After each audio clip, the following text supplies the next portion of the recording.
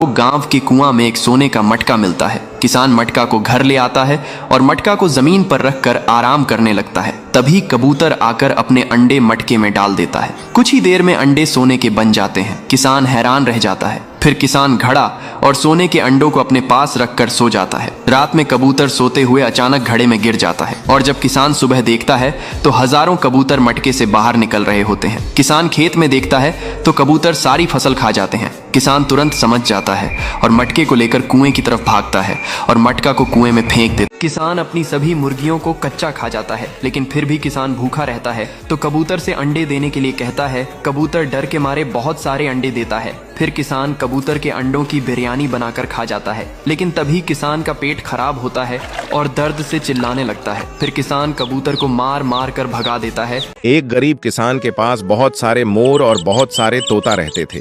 वे बहुत सारे अंडे भी देते थे, लेकिन एक दिन तोते अंडे देना बंद कर देते हैं तो किसान को बहुत गुस्सा आ जाता है और तोतों को डंडे मारकर भगा देता है। तोते रोते रोते जाने लगते हैं। तभी एक तोता चक्कर खाकर नीचे गिर जाता है। तभी एक मुर्गी तोते के पास आती है और उसे घर ले जाती है। तोता सारी बात बताता है। फिर दयालु मुर्गी तोते को अंडे वाली दवाई पिला देती है। फिर तोता बहुत सारे अंडे देता है। किसान और कबूतर सारा जूस पी जाते हैं। किसान फिर भी भूखा रहता है तो कबूतर को और खाना लाने को कहता है। कबूतर डर के मारे एक आम का पेड़ लगाता है और फिर उसे बहुत सारा पानी डालता है। पेड़ बड़ा हो जाता है तो फल तोड़ता है और ट्रैक्टर में भरकर ले आता है। फिर किसान मजे से आम का जूस बनाकर पी जाता है, लेकिन कबूतर रोने लगता है। फिर लाइक सब्सक्राइब नहीं किया। एक किसान के पास एक मुर्गी थी जो अंडे देती थी और उनमें से बच्चे निकलते थे, लेकिन किसान को और चूजे चाहिए थे तो उसने मुर्गी को एक दवा दे दी, जिससे मुर्गी बहुत सारे बच्चे देने लगी। अब किसान का फार्म चूजों से भर गया। मुर्गी के बच्चे अब सारे गांव और शहर में फैल गए। हर जगह चूजे ही चूजे दिखने लगे। फिर रेस्क्यू टीम मुर्गी को पकड़ लेती है और उसे एक दवा देती है। अब मुर्गी ठीक हो गई और कबूतर किसान को पिज्जा देता है। किसान पिज्जा खाकर खुश होता है। अब किसान मुर्गी के पास जाता है और मुर्गी का चिकन बनाकर खा जाता है। फिर किसान कबूतर से और पिज्जा मांगता है। कबूतर डर के मारे एक ट्रक भर पिज्जा ले आता है। किसान बहुत सारा पिज्जा खाता, लेकिन किसान का पेट नहीं भरता है। फिर कबूतर एक संतरा का फल लाता है। किसान संतरा को खा जाता है और ठीक हो जाता है। किसान अपनी धोती धोकर झोपड़ी के पास आता है तो एक बड़े सेब को देखकर चौंक जाता है। तभी किसान को एक कबूतर दिखाई देता है। फिर जब किसान अगले दिन देखता है तो फिर से वही कबूतर एक सेब लेकर आया होता है। किसान उस सेब को खा लेता था। अब हर दिन कबूतर किसान के लिए सेब लाने लगता है। किसान सेब को खाकर बहुत खुश होता था, लेकिन किसान कबूतर के बारे में जानने के लिए एक दिन झोपड़ी के पीछे छिप जाता है। कबूतर सेब रखकर जाने लगता है तो किसान उसके पीछे जाता है और वह एक सेब के बगीचे में पहुंच जाता है। फिर कबूतर किसान को बताता है कि यह बगीचा उसके पिता का था।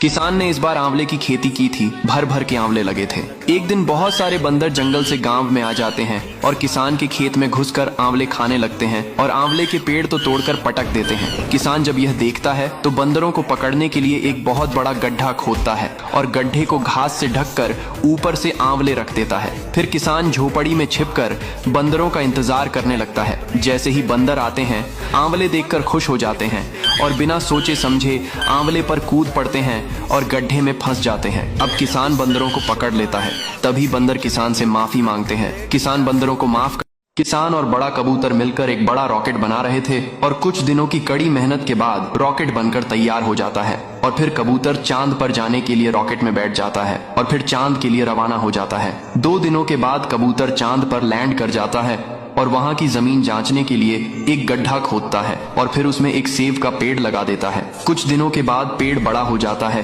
और फल आ जाते हैं। किसान को अपने खेत में एक सोने का मटका मिलता है। वह उसे कंधों पर उठाकर घर ले आता है और फिर किसान और कबूतर सोने के घड़े में अंडों को डालते हैं। फिर थोड़ी देर बाद अंडे सोने के बन जाते हैं। किसान हैरान रह जाता है। किसान खुशी से पागल हो जाता है और सारे अंडे और घड़े को अपने पास रखकर सो जाता है। रात के अंधेरे में एक चूहा धीरे से मटके में घुस जाता है। जब किसान सुबह देखता है कि मटके से हजारों चूहे झोपड़ी में भरे पड़े हैं, किसान और कबूतर भागते हैं और एक पेड़ पर चढ़ जाते हैं। फिर किसान तुरंत पेड़ के कूद कर जाता है और मटका को उठाकर खेतों की ओर भागता है और मटके को जमीन में दफना देता है। गर्मी से बेहाल किसान बर्फ को एक बड़ी चक्की में पीसता है और उसे इकट्ठा करके जूस में मिलाकर पी जाता है, लेकिन किसान को अब भी गर्मी से बिल्कुल राहत नहीं मिलती है। फिर किसान का कबूतर बर्फ बनाने वाली गैस का सिलेंडर लाता है और सारे आसमान में छिड़क देता है और फिर बर्फ की बारिश होने लगती है। फिर किसान मजे से बर्फ को खाता है।